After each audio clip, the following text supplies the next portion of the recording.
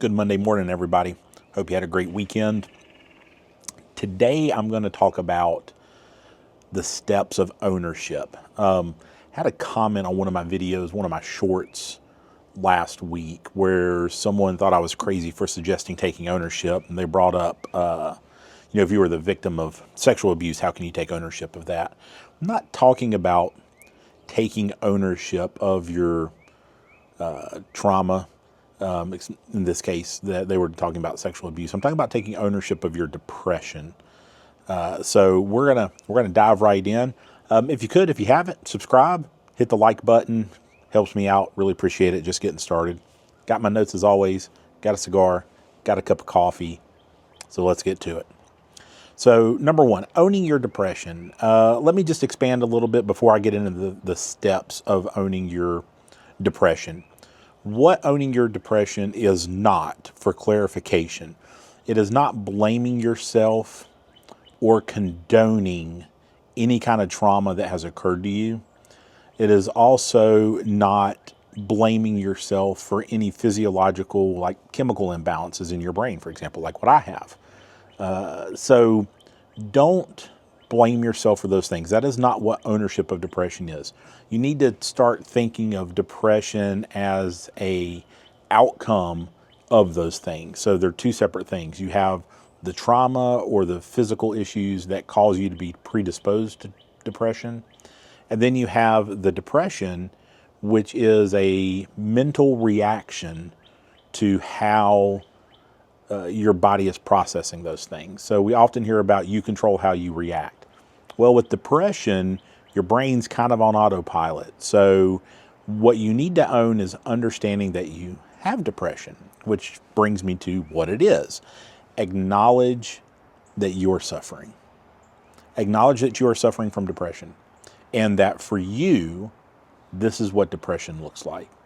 I'm really clear, and you'll hear me say this several times over videos, that the hardest thing you've ever went through is the hardest thing that you have ever went through. That sounds silly, but just stop and give it thought. If you were to go to the doctor as a 5-year-old with a sprained wrist and they had to put it in a splint, and the doctor said, "What's your scale of pain on 0 to 10? That 5-year-old very well may say 10. That might be the worst pain that they've ever had. Now, if you ask a mother who has given birth, natural childbirth, or even with an epidural, I'm a father of 4, so I know, ask a mother what that sprained wrist pain scale is, she's very likely to say 4. So it's the same event and the same physical injury, but the pain scale is a lot different based on your experience. So this is a place where you need to acknowledge that you don't have to necessarily have a bad life or be a victim of trauma in order to have depression. You could have the life everybody dreams about and still suffer from depression. And for you, this is what it looks like. And you need to acknowledge that this is what it looks like, and you need to label it as such. Okay, let's get going on the 3 steps of, actually, I think I got 4. Maybe 4 is a bonus, not really a step, but it's something you should do. The 3 steps of taking ownership of your depression. And if you haven't seen the other video that I've got on the 3 steps every man should take if you are suffering from depression, I'll link it. Don't know which side, this side, that side. It'll be up here somewhere. Click the link. You can go check that out. Gives an overview of what the next few videos I'm doing is going to be talking about. So 3 steps to owning your depression. Step 1, lean into your natural male tendency to fix things. You need to fix yourself this time, though. That's the difference. So as guys, we are naturally predisposed to wanting to find the answer, the cure, fix it, build it, whatever it takes to get it done. So you need to lean into that, and just this time, look at yourself as the project. Look at yourself as the thing that's in your garage that you have to go work on. So number 1, lean into your natural male strength of wanting to fix things. Like, play into that strength. Step 2, in taking ownership of your depression. This is where guys struggle. I've seen it. I've seen it a lot. While you've taken the ownership, or you're trying to take ownership, You have to let go of your pride and your ego. Some people would call it the macho attitude. What I want you to say to yourself, and I'm being serious, I want you to go to your bathroom. I want you to look in the mirror. I want you to say to yourself, if I could have fixed it on my own, I would have done it by now. And that needs to be your mantra. That helps you set aside the pride and the ego.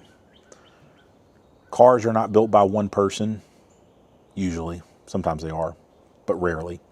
Buildings are not built by one person. And this is a case where, as a man, you're going to require the assistance of other people.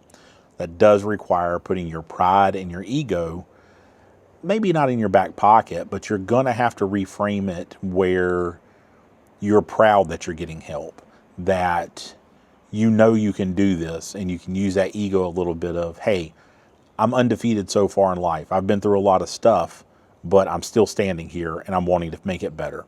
You can lean into those pieces of pride and ego, but otherwise, you need to admit that you need help. The third step in taking ownership of your depression as a guy, know that you don't have to know when your depression is going to be better. You don't have to know the date, the time. You don't have to know how long the path is, how long the journey is. You just need to believe that taking the steps will get you better. And in the meantime, all I'm asking you to do is one step at a time. I call it driving to the end of your headlights, right? It's a dark night, curvy road. You can see the next curve, but you can't see past it. Drive to that curve and then drive to the next one and then drive to the next one. That's all that you need to do at this point. Just believe that you can do one step at a time and drive to the end of your headlights. And we're going to talk about all of the steps as we go forward. I'll be on the journey with you. And step 4, if you want to call it step 4, is a bit of a bonus, maybe. But what I want you to do at this point is to take the first step of ownership, which is make an appointment. Call a doctor, call a therapist, or get online and make a therapy appointment. I've talked about BetterHelp before. I've used it. I think it's a great service, not outrageously expensive. So that first step can be in private.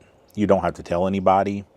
If your pride and your ego are still getting in front of you a little bit as a guy and you don't want people to know that you're suffering that bad yet, you can not tell anybody. It's okay. This is your personal journey. Again, I want to give you that permission that you can do this without having to have other family members or friends involved.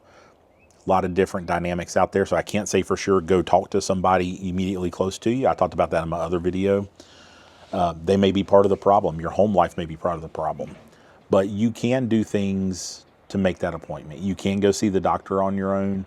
You can make an online therapy appointment, sit in your car on your lunch break or after work or before work and have that therapy appointment right there on your phone. But I'd encourage you right now to make that first step. That's kind of the wrap up of taking ownership. When you've truly taken ownership, you will find yourself, okay, it's time for me to take the first step. So just to recap, right? Number 1, what owning your depression is not accepting or blaming yourself for your trauma or condoning trauma or abuse that was done to you. It is also not blaming yourself for anything you were born with physiologically, chemical imbalance or otherwise. Step 1 is to lean into that natural male tendency to fix things. Go fix yourself. Step 2, let go of your pride and ego. Just admit that you need help and that if you could have done it, you would have done it by now on your own. Step 3, drive to the end of your headlights. One step at a time. Don't worry about where the road is going to ultimately end at. Just do one step at a time. Okay, again, like, subscribe, follow, appreciate it. Check out some of my other videos. Hope this helps you guys get started on what to do. Talk to you later.